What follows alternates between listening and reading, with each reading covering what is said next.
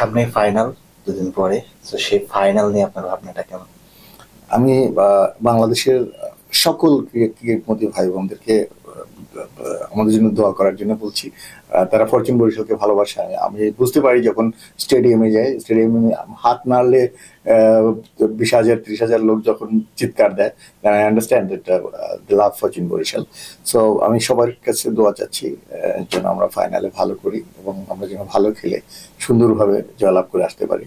দোয়া করুন আমার জন্য। আপনারা লাস্ট প্রশ্নটা, একমাত্র আপনারাই এমন ফ্রাঞ্চাইজি যারা প্রতিটা মাঠে আসলে প্রচুর পরিমাণ নিজেদের দর্শক পান। দেখা যায় চট্টগ্রামের মাঠে চট্টগ্রামের চেয়ে আপনাদের দর্শক বেশি থাকে, সিলেটে অনেক সময় মনে হয়, ঢাকাতে তো আপনাদের কোনো প্রতিপক্ষই আসলে নেই দর্শকদের দিক থেকে।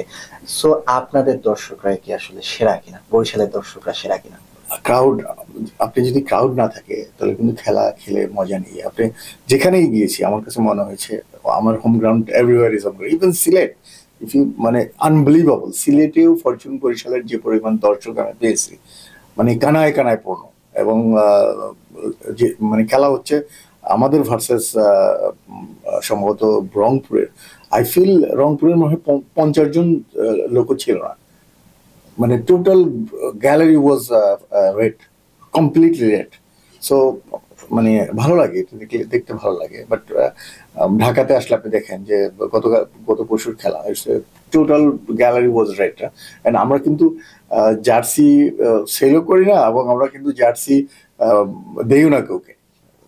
সো তারা জার্সি কিনে, তারা ইনভেস্ট করে, নিজেরা ইনভেস্ট করে টিকিট কেটে মাঠে আসে।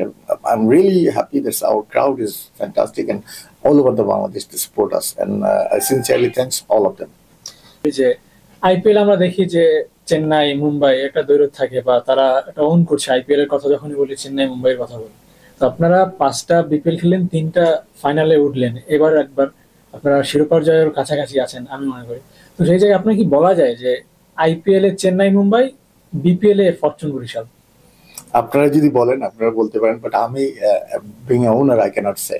বাট আমরা ট্রাই করতেছি যে বাংলাদেশের ক্রিকেটকে কিভাবে আরো ভালো করা যায়, দেশে পৃথিবীর বুকে আমাদের নামটা কিভাবে ভালোভাবে লেখা যায়, সেটাই আমাদের প্রচেষ্টা, এবং সেই প্রচেষ্টা কিন্তু আমরা এখনো চালিয়ে যাচ্ছি।